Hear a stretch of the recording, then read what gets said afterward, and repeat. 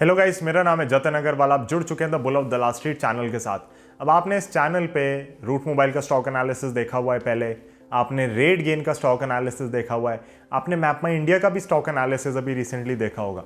तो ये सारी कंपनीज क्या है? ये हमारी सारी SaaS कंपनीज है, software as a service. Software as a service company basically क्या करते हैं कि इनके पास अपना खुद का सॉफ्टवेयर होता है, खुद का प्लेटफॉर्म होता है, जिसको ये बाकी लोगों को देते हैं एंड बाकी लोग उसके ऊपर ऑनबोर्ड होकर काम करते हैं। तो ट्रेडिशनल आईटी बिजनेस इससे कैसे अलग हुआ है? जैसे ट्रेडिशनल आईटी बिजनेस अगर होता है तो वो क्या करेगा कि वो दूसरे लोगों को बैकएंड सपोर्ट प्रोवाइड करेगा, बट वो फ्रंट एंड सर्विसेज के लिए बैकएंड सपोर्ट प्रोवाइड होता है ना। तो ये जो SaaS कंपनीज हैं वो फ्रंट एंड सर्विसेज दे रही हैं। तो आप अडोबी को भी कह सकते हो कि वो भी SaaS कंपनी है, माइक्रोसॉफ्ट को भी कह सकते हो कि विंडोज या ऑफिस हो गया वो SaaS कंपनी है। तो उस बेसिस पे आप अपना खुद से एनालिसिस कर सकते हैं, खुद से चीज़ें समझ सकते हैं, बट डिस्टिंक्शन बहुत ही क्लियर है। इंडियन मार्केट में SaaS कंपनीज लिस्ट हो रही हैं, लगातार होती रहेंगी और कहीं ना कहीं इसके अंदर बहुत प्यारी प्यारी कंपनी आपके सामने आएंगी और इतनी बढ़िया बढ़िया कंपनीज हैं। कुछ कुछ तो इंडस्ट्री लीडर हैं, जैसे रेट गेन हो गई, मैपमाई इंडिया इंडिया में बहुत डोमिनेंट है। तो ये सारी कंपनीज बहुत शानदार हैं एंड कहीं ना कहीं आपको इन पर नज़र रखनी है।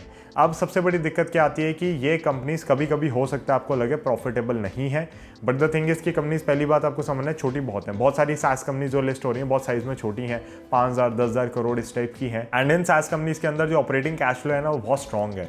तो है क्या कि ये लोग मार्जिन है, सब है इनके पास और ये कैश लगातार जनरेट करते रहते हैं। बट होता क्या है कि कभी कभी वो आपको जो आप नेट P&L देखते हो ना तो उसके अंदर लॉस दिखता है। वो इसलिए क्योंकि ऑपरेशनल एक्सपेंडिचर्स इनके बहुत हाई होते हैं, या फिर किसी को एक्वायर कर रहे हैं, या कहीं पे डेप्रिसिएशन ले रहे हैं, या रिसर्च एंड डेवलपमेंट में खर्चा कर रहे हैं। आपको समझना जरूरी है, कंपनीज आपका केपेक्स तो करने बैठेंगी नहीं, इनको जमीन तो नहीं चाहिए ना रोज जाके कि नई जमीन ले रहे हैं उसमें फैक्ट्री लगा रहे हैं, तो वो एसेट तो क्रिएट होगा नहीं।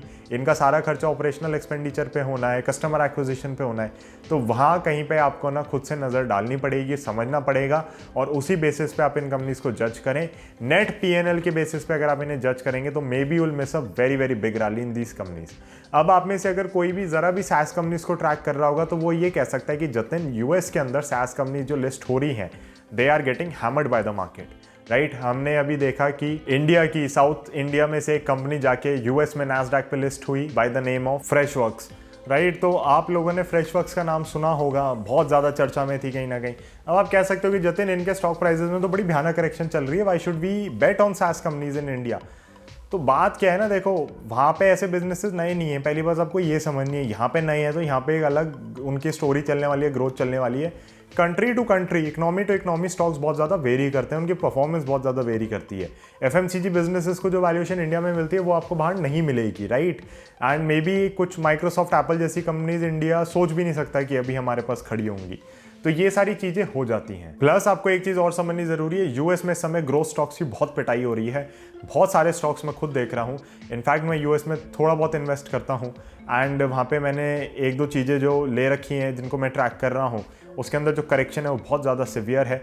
तो कहीं ना कहीं मुझे दिख रहा है कि US के अंदर जो एक करेक्शन का माहौल है ग्रोथ में, टेक में, जहाँ पे लग रहा था ना कुछ भी मल्टीपल दिया जाए तो बढ़ते ही चलेंगे, वो मेरे को लग रहा है कहीं ना कहीं जब कूल ऑफ होगा तो मे बी आपकी जो अच्छी कंपनीज है रिकवर होती हुई दिखेंगी। बट अभी के लिए वहाँ पे करेक्शन है। यहाँ पे however what I feel is कि इंडियन मार्केट्स को भी समझ नहीं आ रहा है कि इनको वैल्यू कैसे करना है। अब इंडियन मार्केट से मेरा क्या मतलब है कि हम सब लोग, हम as participants we do not know the right valuation for companies.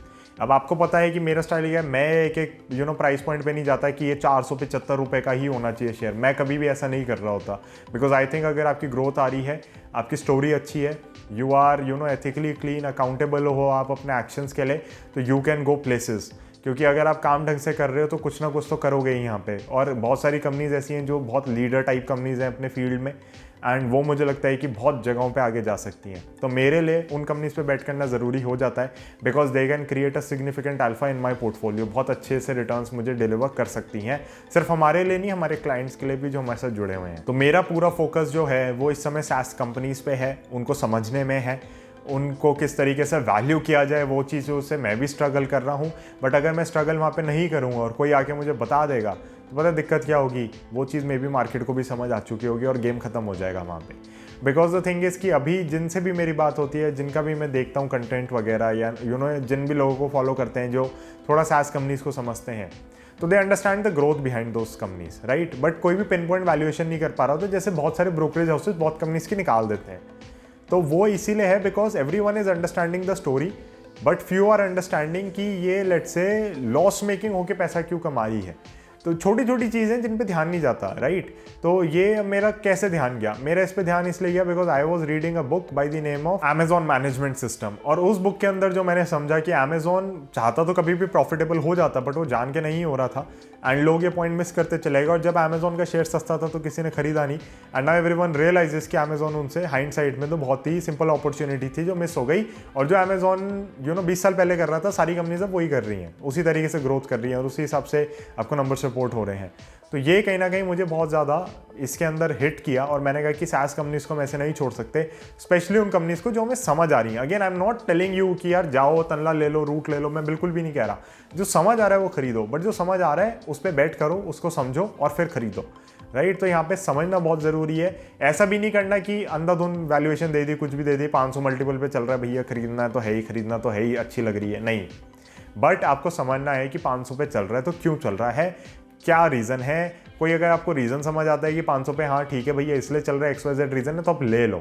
But अगर आपको रीज़न ही नहीं समझ आता, आप सोचते हो कि क्यों चल रहा है, तो फिर मेरे ख्याल से उसको अवॉइड करना बेटर रहेगा। Because there are n number of companies in the market जिनको आप ले सकते हो, जिनको आप प्ले कर सकते हो। तो ये सारी चीज़ें आपको देखनी होंगी, खुद से समझनी होंगी ये सारी चीज़ें, एंड उसके बेसिस पे ही आप यहाँ ढंग से काम कर पाएंगे। But SaaS companies are the future even in the Indian stock market context. आपको इन पर नज़र रखनी होगी। They are not going to replace IT companies. बहुत लोगों को लगता है कि IT के बाद SaaS नई चीज़ है, नहीं, IT के नंबर्स आते रहेंगे। I am very bullish on IT as well.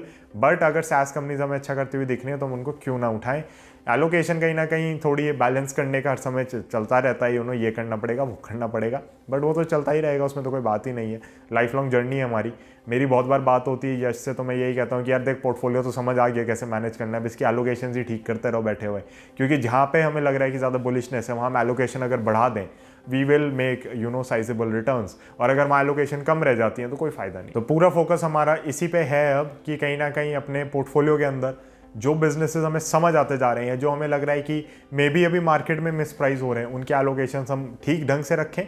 For me personally SaaS companies are about 5% of my portfolio. मैं आपको ओपनली बता रहा हूँ, इसमें से कुछ है नहीं छुपाने का। हम 3 यहाँ पे डिस्कस कर चुके हैं, वो तीनों मेरे पोर्टफोलियो में। हमने एफएल भी डिस्कस करी है, चौथी। 4 SaaS कंपनीज डिस्कस कर दी, 5 तो लिस्टेड है मेरे ख्याल से, बड़ी वाली तनला को छोड़ के हमने बाकी तो डिस्कस कर ही ली, राइट। तो एफएल भी हो गई है, एंड एफएल मेरे पास अभी पर्सनली नहीं है अनफॉर्चुनेटली। उसका जो रिसेंट ब्रेकआउट था, we were tracking it, but बहुत तेज़ी से ऊपर गया, एंड उसके बाद भी एक दिन रुका, दूसरा दिन रुका, शायद तीसरे दिन फिर ऊपर चला गया, तो वो हम खरीद नहीं पाए वहाँ पे।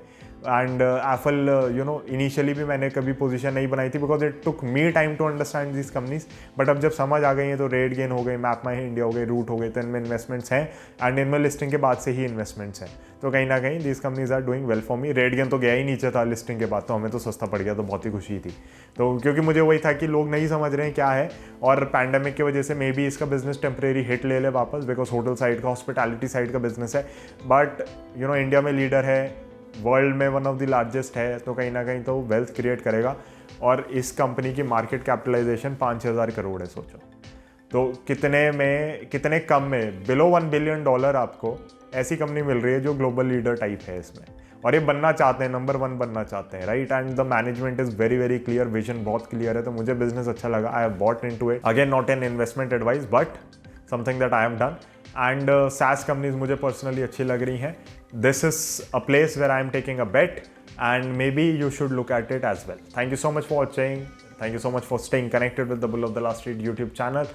I'll see you in the next one very soon. Bye. Thank you. Jai Hind.